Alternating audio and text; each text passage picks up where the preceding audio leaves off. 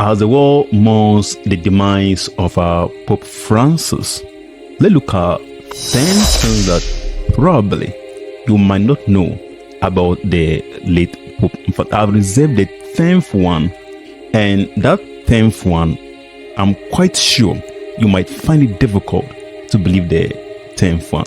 So to get to know about the 10th one, make sure to watch the video to the very end. One on the list, he was born as Mario George Bergoglio. In fact, this is an Argentine name. And this means that his real name was not actually Francis, but in fact, this is a name that he adopted to pay homage to Saint Francis of Assisi. In fact, Saint Francis of Assisi during the 18th century was a preacher and was also known for his love for animals. In fact, mostly, as we know, for the papacy, they are more like aristocrats. They are more like kings. So mostly they adopt names of great popes, great saints and heroes as their names. So coming second on the list, what people might not know is that he was born to immigrants. Yeah, his parents were Italian immigrants, and then his father was a railway worker, and then the mother was just an ordinary housewife. So this means that he had a very small and humble beginning.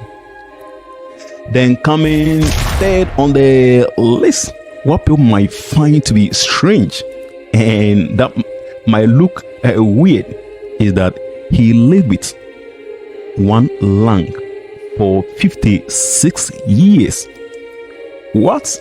Yeah, he lived with one lung for 56 years. This was after he had issues with his respiratory system in 1969, and then the doctor had no option but then to remove one of the lungs and leaving only one lung. So he survived and lived with one lung for 56 years. Then let's get to the fourth on the list. He was the first non-European pope. But after the 18th century, he was the first non-European pope to become pope. And in fact, most of the popes that we had mostly were Europeans. Though 1600 years away, there used to be non-European popes. But after that, all the popes that mostly we had were mostly Europeans. So he came to actually break the status quo and became the first non-European pope. And after 600 years, it is also recorded that he is the first pope to have succeeded a certain pope that is still alive. That's a Pope Benedict. So let's get to the fifth on the list. The fifth on the list is that he spoke fluently three languages fluently, and these languages are Spanish, Italian, and German. These are languages that he spoke fluently. Then coming sixth on the list, he was a Jesuit. In fact, the Jesuits are a group of Catholic believers who believe in living a normal and simple life. And that means that with that belief system, his life was characterized with just simple and then normal lifestyle. In fact, it's even noted that a simple apartment that he lived with in 2001 when he was made a cardinal, and after being made a pope, he chose to still live in that simple apartment as a pope. And with that, he surprisingly, people looking at his status would expect that in that apartment he might have cooks that cook for him, but that wasn't the case. He became his own cook and then cooked for himself, and there was nothing like a cook that cooked for him.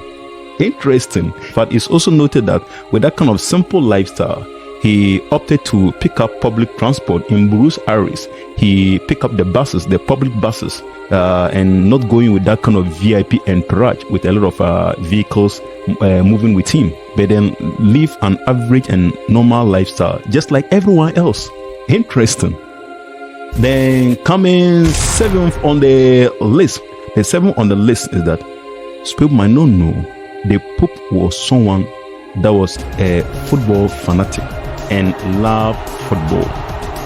It is noted that his favorite football club was an Argentine club. That club is on the top league of the Argentine clubs known as San Lorenzo. That was his favorite football club.